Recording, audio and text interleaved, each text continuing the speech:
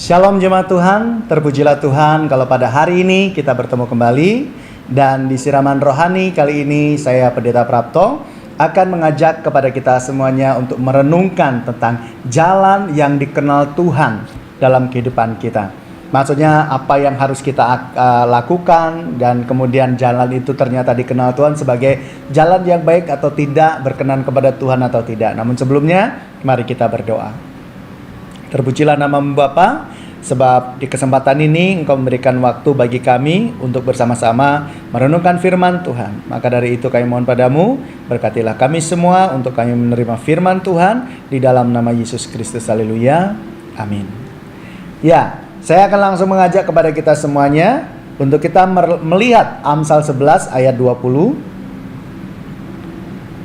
Amsal 11 ayat 20, firman Tuhan berkata, orang yang serong hatinya adalah kekejian bagi Tuhan, tetapi orang yang tak bercela jalannya dikenannya. Nah, ini dikenannya adalah diperkenan oleh Tuhan maksudnya. Nah, hal ini adalah satu perenungan yang luar biasa buat saya ayat ini. Kenapa? Karena ini membuat saya sebagai seorang hamba Tuhan mengambil pilihan untuk saya memiliki perilaku yang baik atau tidak. Karena sebenarnya sebagai hamba Tuhan juga besar peluang untuk tidak turut dalam kebenaran firman Tuhan, atau hanya sebatas mulut saja, bisa saja terjadi itu ya. Tapi puji Tuhan, sebagai hamba Tuhan saya merasa bahwa Roh Allah senantiasa mengajar saya, memberkati saya, menuntun saya, sehingga saya harus belajar dari apa yang Tuhan inginkan. Setiap jalan hidup saya diperhatikan oleh Tuhan. Berkenan atau tidak Tuhan kepada perilaku saya, itu tergantung dari apakah saya sering merenungkan firman Tuhan atau tidak. Dan karena saya hari ini merenungkan Amsal 11 ayat 20 dan saya terberkati, maka saya akan bagikan kepada kita semuanya pada hari ini. Hal yang pertama yang bisa kita pelajari dari Amsal 11 ayat 20 ini adalah berbicara mengenai hati.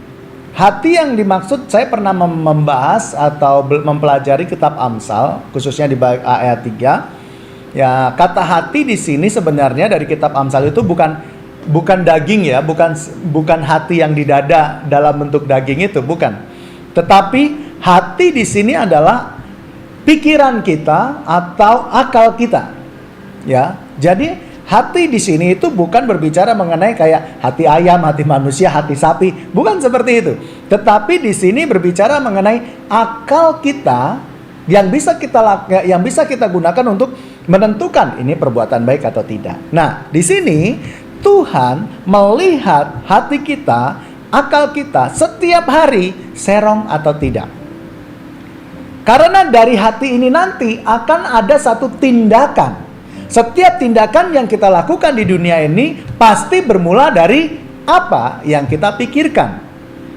Nah, hal inilah yang diamat-amati oleh Tuhan. Contohnya, seorang tidak akan melakukan perbuatan jahat kalau dia tidak mikir dulu.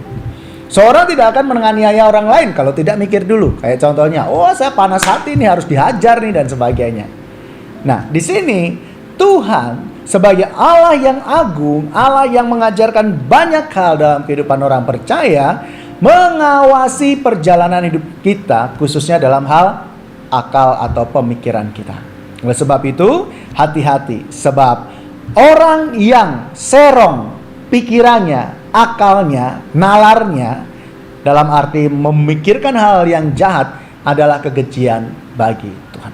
Nah, sekarang apa yang kita pikirkan? Adakah kita memikirkan sesuatu yang jahat untuk orang lain? Adakah kita sedang merancangkan untuk menjatuhkan orang lain? Adakah kita sekarang sedang berusaha untuk memfitnah orang lain? Adakah kita sedang melakukan sesuatu yang merugikan perusahaan mungkin, atau merugikan orang lain dan sebagainya? Tuhan benci dengan hal demikian. Jadi berhati-hati dengan cara berpikir kita. Nah, dari pikiran itu maka ada sesuatu yang disebut dengan perbuatan atau perilaku, ya. Dan di sini dilanjutkan ya, orang yang serong hatinya adalah kekejian bagi Tuhan. Orang yang berpikirannya negatif, melakukan yang jahat dan sebagainya adalah kekejian bagi Tuhan. Tetapi orang yang tak bercela, jadi perilakunya tak bercela, jalannya dikenan Tuhan. Artinya Kita harus sadar dari setiap perilaku kita itu bermula dari apa yang kita pikirkan. Kalau pikiran kita negatif, ya perilaku kita pasti negatif. Kalau kita memikirkan yang buruk kepada orang, maka perilaku kita kepada orang itu juga buruk. Kita mau melakukan sesuatu apapun itu berdasarkan pikiran kita. Ketika kita melakukan yang baik, pikiran kita baik, keluarnya menjadi baik kepada orang lain. Nah, hal inilah yang menjadi perenungan buat saya. Sebelum saya bertindak, Tuhan sudah ngawasi cara berpikir saya. Demikian juga saya berharap kepada kita semuanya. Tentunya ketika saya bisa melakukan hal ini, itu bukan karena kekuatan saya atau nalar saya secara pribadi, tapi karena kita mengalami pembaharuan oleh Roh Kudus. Maka Roh Kudus ini yang menuntun saya, Pendeta Prapto, untuk memikirkan hal-hal yang positif, sehingga perilaku Pendeta Prapto itu bisa dipertanggungjawabkan di hadapan Tuhan dan menjadi berkat bagi orang lain. Jadi saya menghimbau kepada kita semua, mari kita minta kepada Roh Kudus untuk memimpin hidup kita, supaya hati atau pikiran kita ini selalu dituntun oleh Roh Kudus, sehingga tidak dipandang satu kekejian oleh Tuhan. Dan kemudian dari pikiran kita yang positif, melahirkan perbuatan yang memuliakan nama Tuhan. Dan percayalah, jika kita melibatkan Roh Kudus di dalamnya, maka kita akan bisa menjadi berkat bagi orang lain. Selamat berjuang untuk berjalan di jalur yang dikenal oleh Tuhan, yaitu pikiran positif, di mana pikiran positif akan melahirkan perbuatan yang memuliakan nama Tuhan. Kita berdoa.